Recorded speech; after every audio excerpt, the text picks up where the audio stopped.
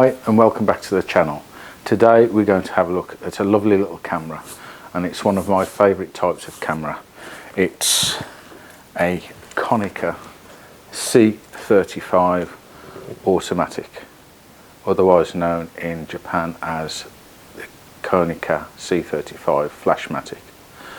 We're going to have a look at it in a bit more detail a bit later on, but first we're going to compare the weight to a more modern Canon G1X, which I bought about 10 years ago. They're of similar size, but let's have a look at the weight difference. This is just for a little bit of fun. I know there's 40 years difference, give or take, between these two cameras, and obviously the modern camera is so much more advanced, being a digital. But this is just for a bit of fun. So the published weight for the Konica C35 was 380 grams, and if we plop it on the way there, you can see it's coming in at 370 grams. That's without any film in it. Now if we take that one off and put on the very similar size, just a touch larger Canon G1X, we can see that comes in at a weighty 554 grams.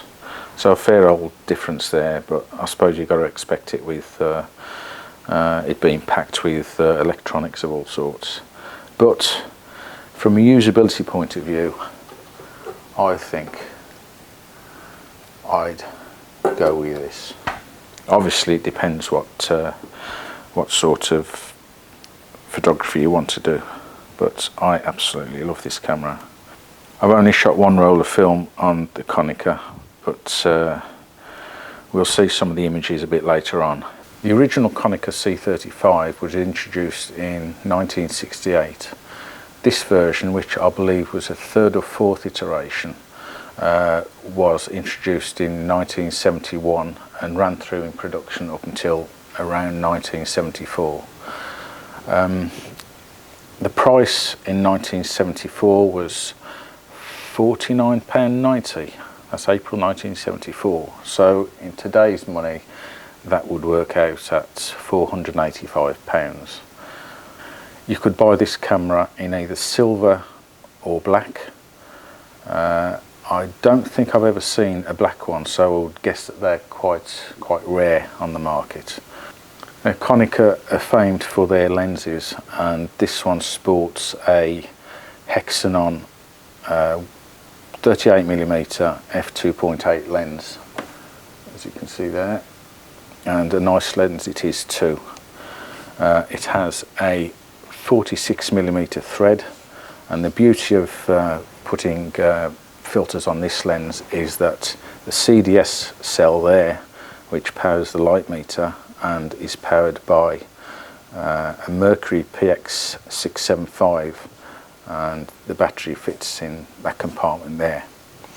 I've actually used this camera with an LR44 battery because you're not allowed, or you cannot get Mercury powered batteries these days, quite right too. Without the battery you can still use the camera, but you're limited to 1/30th of a second, and you cannot adjust the aperture on this lens, so you're stuck with an f2.8 lens aperture. But it gives you functionality if you haven't got a battery or it runs out. The top of the camera is bare as you'd expect. You've just got the film rewind button, you've got the shutter button, and you've got the film advance lever. And you cannot take a double exposure. The reason for the Flashmatic is you could connect Konica's own X14 flash meter, flash gun, and it would connect directly to the flash gun via that brass connector there, and the flash would automatically change its guide number according to the distance of the subject. thus giving you quite a bit of control over the flash. Alternatively, if you hadn't got the X14 flash gun, then you could connect any other flash via the flash connector there, and it would work.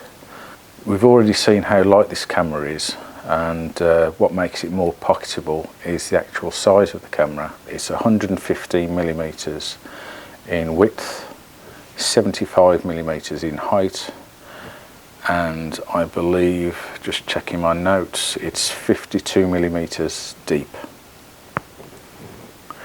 So as you can see, you can just put it in a coat pocket and walk around all day with it.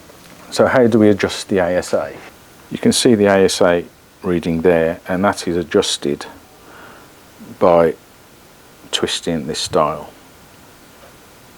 I don't know whether you can see it there. We can go all the way from ISO 32 or ASA 32 right up to ASA 400,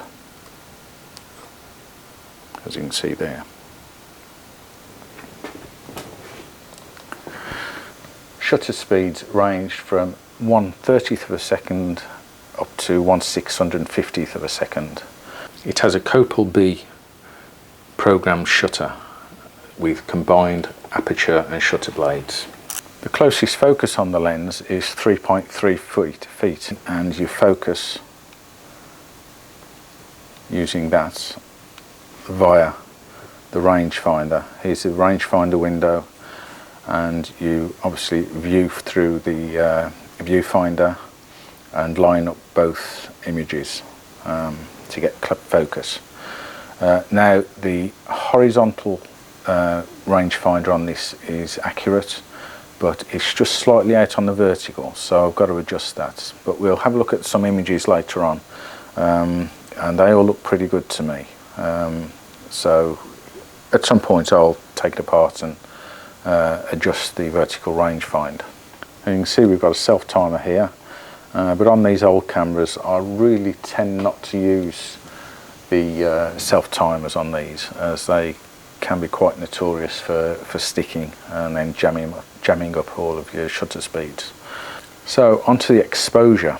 Inside the viewfinder you have a needle on the right hand side of the viewfinder, and you have a red at the top for overexposure, and you have a red mark on the bottom for an underexposure, and in between you have a read off of your aperture and the shutter speed. And to take the photograph, you just point at the subject and the camera will automatically set the shutter speed and the aperture. You have no choice over that other than changing the ISO of the film. Looking through the viewfinder, you'll see a bright frame, and inside of which is the picture that you're going to be taken. So just here, you can see if I lift up, there's a little blade, or clip I suppose you want to call it, actually sticks and it doesn't release properly, so that actually needs adjusting.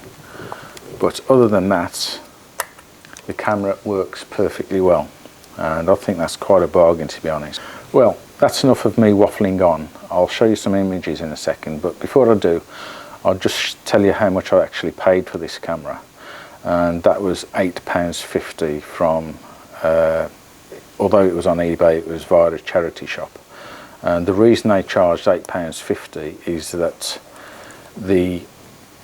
they said that it was difficult to open the back. So if I pull up on this rewind lever, it does it. It did it then. But sometimes it sticks. And the reason it sticks, there you go, it's stuck again. So how much should you pay for this camera? Online you probably can get them for £10–15 for a well-used one, and I've seen them go for up to £60, £65, but for that you'd expect it to be absolutely mint.